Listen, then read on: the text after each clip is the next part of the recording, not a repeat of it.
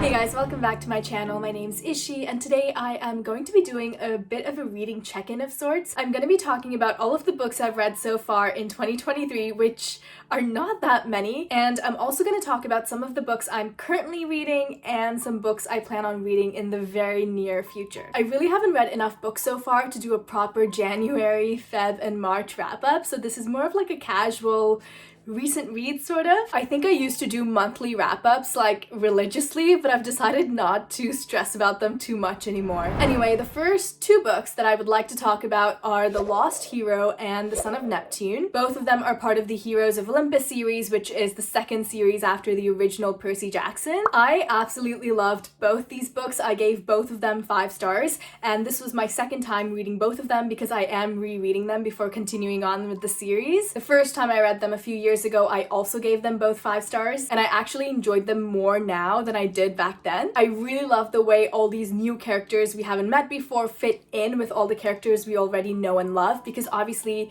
Jason, Piper, and Leo were not in the original Percy Jackson series. I love seeing them come in and interact with Annabeth and all of these other people we know from the previous series, and it is from their point of view, so we're seeing Annabeth and seeing all these other campers we know at Camp Half-Blood through the point of view of these new characters, and I found that to be really interesting. Being completely honest, I did not like Jason very much the very first time I read it because I love Percy so much, and Jason kind of like replaced Percy in a way, and I was really bitter about that. But reading it for the second time and already kind of knowing what happens, I love Jason so much more than I did the first time around. Like, he's so cool. In the second book, The Son of Neptune, we follow Percy, but we also follow 2 other characters, Hazel and Frank, and I love them as well. I loved reading about Camp Jupiter and reading about Percy being a part of Camp Jupiter. Like, I just love the whole dynamic, and I don't want to say too much because there might be spoilers, but I love the way Rick Riordan connects different characters to other characters. Actually, I'm just gonna say it, spoiler warning, but in the first book we meet Leo, and Leo is actually like a descendant of Hazel's boyfriend from back in time, because Hazel was born like back in time, like in the 70s or something, and then she died, but then Nico went and saved her from the underworld and brought her back to the world of the living. But when she came back to the world of the living, it was like present day, like she skipped a bunch of years, like she's from the past. And in the past, she used to have not exactly like a boyfriend, but a love interest of sorts, and Leo is his descendant. It might not even be that huge a thing, but I am looking forward to seeing Hazel meeting Leo. Also, there are multiple times in The Son of Neptune when Percy is thinking about Camp Jupiter and all of the opportunities it gives to Half-Bloods and like the legacies of Half-Bloods and all these things. Like, there's a whole city in there for people to live in and go to college, and like there's cafes and things, like you could live there and have a whole life. And there were multiple times when Percy is like imagining his life there with Annabeth, and so obviously I'm really looking forward to seeing Annabeth in Camp Jupiter. She might hate it. And around the end of The Son of Neptune, Hera came by and warned Percy that the biggest hurdle to doing whatever he wants is gonna be Annabeth, like a daughter of Athena. So I think that Annabeth is gonna come to Camp Jupiter. She's gonna absolutely hate it, and I don't know. I haven't started reading Mark of Athena yet, but I'm very, very excited for it. The next book I'm very excited to tell you about is A Master of Djinn. I picked this book up on a whim, not quite knowing what to expect. I knew people had been reading it, but I really didn't know that much about it going into it. To say this is one of the best books I've ever read would be an understatement. The world building is so well done. I love the writing style, and I love the way the author introduced us to this world. I'm usually the type of person who loves character-driven books, but this book was very plot-driven, and I still loved it so much. Like, that didn't hinder my enjoyment of the book in any way, which sometimes does happen for plot-driven books. We follow our main character Fatma, and she is the youngest woman working for the Ministry of Alchemy, Enchantments, and Supernatural Entities. So when someone murders a secret brotherhood dedicated to one of the most famous men in history, Fatma is put on the case. So about 50 years ago, a man named El Shahiz opened the veil between the magical and mundane realms, and ever since then, the magical and non-magical worlds have kind of existed together. And now someone kind of appeared out of nowhere and murdered this brotherhood dedicated to Al-Jahiz, and this person who murdered them claimed to be Al-Jahiz himself returned from the dead. And he has all these dangerous magical abilities that are bringing a lot of unrest to the streets of Cairo. So Fatma, alongside her colleagues, must figure out who exactly he is and why he's doing what he's doing, and ultimately put a stop to whatever it is he's doing. I don't know if this is gonna make much sense, but I felt like I was reading a mystery book. A lot of the times when I read fantasy books, obviously the fantastical element of the book stands out the most. In this book, the mystery and the investigation stood out the most, and the fantasy aspect of it was like almost in the background. For me personally, I don't know if anyone else is gonna agree. I love that instead of using magic to solve crimes, our main character didn't really have any magic of her own at all, and I really love that. It had a very down-to-earth sort of feeling to it, even though it is a very fantastical novel. Overall, I really loved it. I'm not sure if this is a series and if there's supposed to be a second book, but if there is, I definitely will read it. The next book I'll talk about is A Dead Djinn in Cairo, which is kind of like a prequel to A Master of Djinn. I picked this up because I loved A Master of Djinn so much, and I was looking for other books in the series.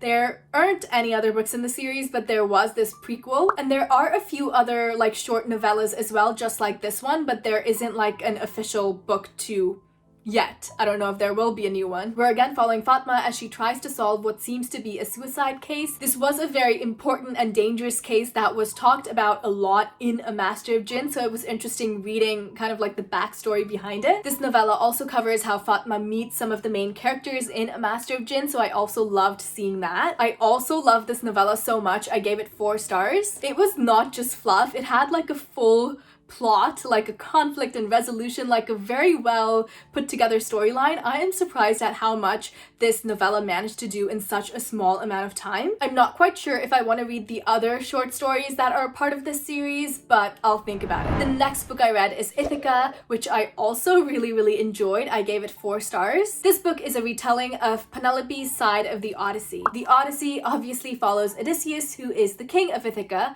and after the Battle of Troy, he doesn't return to Ithaca for about 10-something years. Penelope is his wife, the queen of Ithaca, and this is her story. What I found really interesting about this book is that it was told through Hera's perspective. Hera is a goddess of queens, women, and marriage, and I think her perspective added a whole new layer to Penelope's story. Through Hera, not only did we have insight on Penelope, we also got insight on a few other queens that are mentioned in this book. What I loved about this book is that Hera was very obviously an unreliable narrator. She held a lot of prejudice, which showed very clearly through her thoughts, yet at the same time she was trying to do the right thing. It was a very interesting dynamic. The 2 other queens whose stories we sort of got to explore also in this book are Clytemnestra and Helen. Helen is Helen of Troy, because of whom the Battle of Troy started, and Clytemnestra is Queen of Mycenae. And while talking about the 3 of them, Hera has this very melancholic sort of tone. She knows that the people do not value these queens as much as they value their kings, and the whole point of the book was that there will always be people to sing about the deeds of men and of kings, but not enough people to sing about the deeds of women and of queens,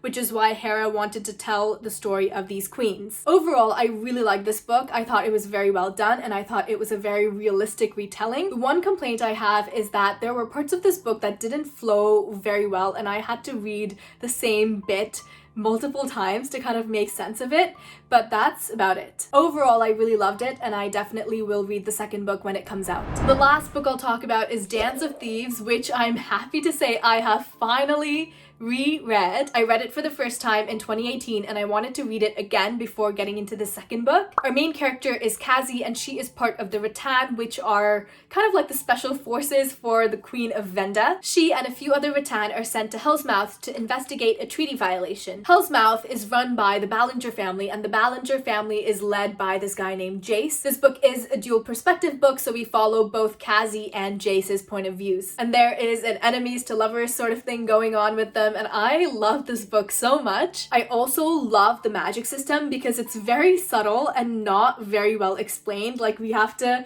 come to our own conclusions about it, and some people might hate that, but personally I loved it. Sometimes I find dual perspective books hard to read because I think the point of view switch back and forth too often. That was not the case in this book. I think Jace and Kazi's point of views were balanced very well with each other. I also loved reading about Jace's family dynamics in contrast with Kazi. Jace comes from this huge family and he has a ton of brothers and sisters, and Cassie doesn't have anybody. The first time I read this book, I thought that Jace and Cassie's situation was a bit insta-lovey. I did not think that this time around. And also, the first time I read it, I thought that there was a bit of miscommunication going on, and I don't like the miscommunication trope at all, which is why I don't think I gave this book 5 stars the first time around. But reading this again, I don't think that the miscommunication trope was present at all. There is definitely information they don't share with each other, which is completely valid because they are technically enemies, but it's not miscommunication. Now that I have read this book again and it's all fresh in my mind, I can't wait to start reading the next book, which is Vow of Thieves. I bought Vow of Thieves when it first came out, and I have been saying since 2019 on every single TBR that I'm gonna read it, and I just haven't. So it's finally time for me to get to it. Those are all of the books I've read so far this year, and now for the books I'm currently reading: The Secret History and Hellbent, which should not be a surprise because I think I have mentioned them multiple times before, and I don't think I want to say too much about them on here because I am making vlogs for them both. And now, let's speed through the books I plan on reading in the immediate future. The Mark of Athena, Vow of Thieves, In the Shadow of Lightning, which is about this guy who fled from his life of wealth and power, but then his mother got murdered, so he has to come back and reclaim his seat at the head of the family. It sounded really interesting to me, and I don't think I've heard that many people talk about it. And finally, the Penelopeid. This is also Penelope's side of the Odyssey. I don't know much else about it at all. Those are all of the books I have read, am reading, and plan to read so far this year. Please let me know if you have read any of these books and what you thought about them. Anyway, my name's Ishi. Thank you so much for spending time with me, and I hope your day is as wonderful as you are.